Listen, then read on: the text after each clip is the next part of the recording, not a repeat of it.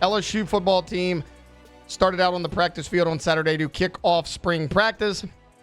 And a guy who is a projected starter on the offensive line was not present. That player is Josh Thompson. He was the transfer offensive lineman from Northwestern. Now, he was not with the team on Saturday afternoon, and here's why. He was back in Evanston completing his bachelor's degree. If you remember, he's a transfer from Northwestern. Unlike LSU, Northwestern works on the quarter system instead of the traditional semester system.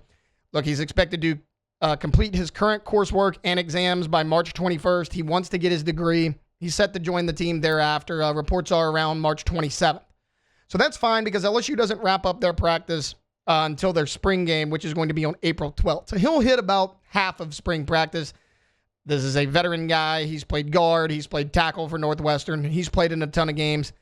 I think he'll be fine.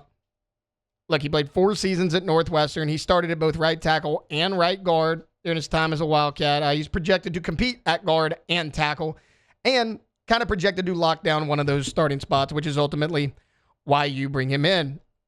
For what it's worth, according to LouisianaSports.net, a source indicated that LSU's first offensive line, so the starting O-line day one of camp, consisted of Tyree Adams at left guard, Paul Mabinga at left tackle, Braylon Moore, the Virginia Tech transfer, who appears to be taking over that center spot. That allows DJ Chester to kick out the guard, which is his more natural position, which is where DJ Chester was at right guard. And then the highly talented guy that came in a year ago, Weston Davis, at right tackle. That is from left to right.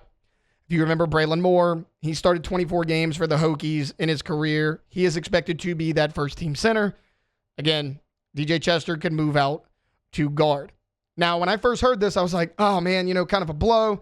Not a big deal. Josh Thompson's still going to join the team because, he's already signed. It's not like he's not coming. He's just finishing up his schoolwork. Man, that guy misses out on valuable reps. However, the more I thought about it, there's actually a ton of silver lining here.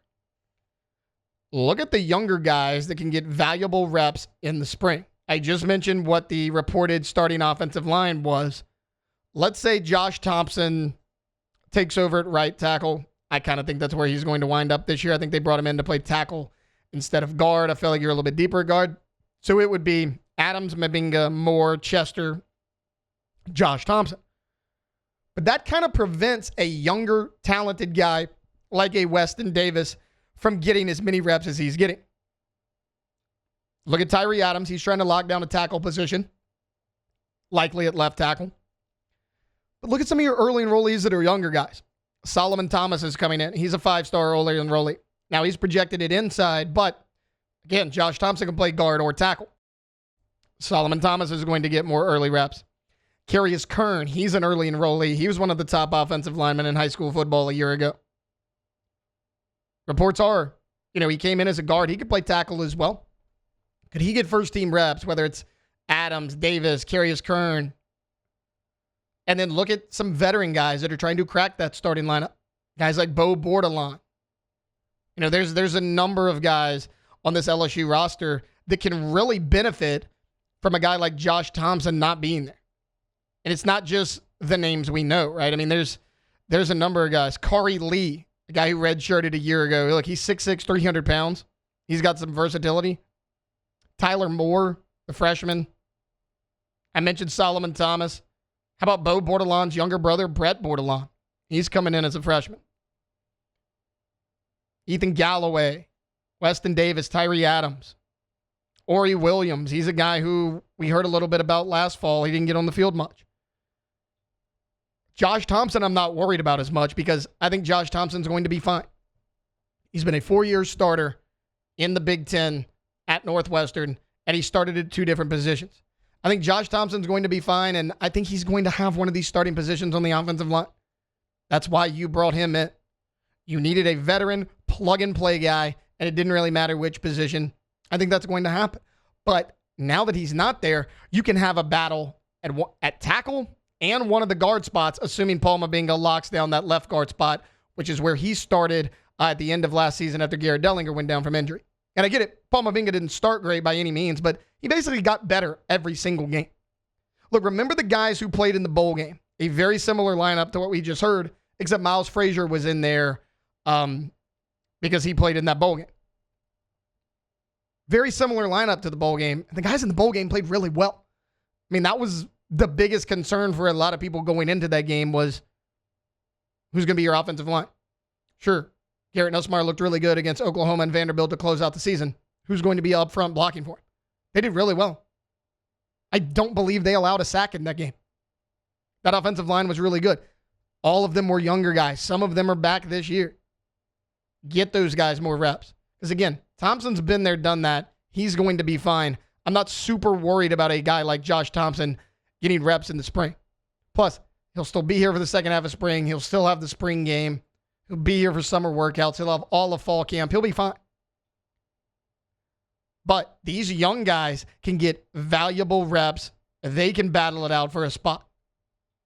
Because look, worst case scenario, none of the younger guys look like they're ready to grasp a full-time starting position, but you're building quality depth and competition behind a Josh Thompson when he comes back. That's worst case scenario, which still doesn't seem that bad. Best case scenario is that some of these freshmen and guys that maybe redshirted a year ago blow the coaching staff away. They want them in the starting lineup, and Josh Thompson has to come in and fight for a job. That's best case scenario. So again, you want to see all your guys in there, and then when the initial report came out that Josh Thompson was not going to be there, for the start of spring practice, everyone kind of raises an eyebrow a little bit, like, hold up, wait a minute, what's going on? The guy's getting his degree from a prestigious university like Northwestern. Imagine that, right? A guy wanting to get his degree from Northwestern. How wild? He'll be back reportedly around March 27th. So he'll hit the back half of spring. He won't miss everything. He's played enough football to where he knows what he's doing. So again, you don't want to never not have some of your best players or some of your more talented guys that are projected to be starters. But if you're going to have to, this might be the area to do it because you're bringing in a super experienced guy. I would be more concerned if one of the younger guys had to miss spring. Like if you told me, oh, well, there's an issue with one of your younger guys, like Weston Davis or Carius Curran or whatever, and they're going to miss spring. That would worry me a whole lot more than Josh Thompson not being there for the first 2 weeks of spring practice. It's not something I'm super concerned with. But anyways, Josh Thompson will not be there for the first half of spring practice. He is finishing up his degree at Northwestern. He is projected to be back at LSU around March 27th. Hey, thanks for watching Hunt on LSU. Before you get out of here, do us a couple of favors. Hit that like button, leave your comments below, and subscribe to the channel for all your Fighting Tiger football talk. See you next time.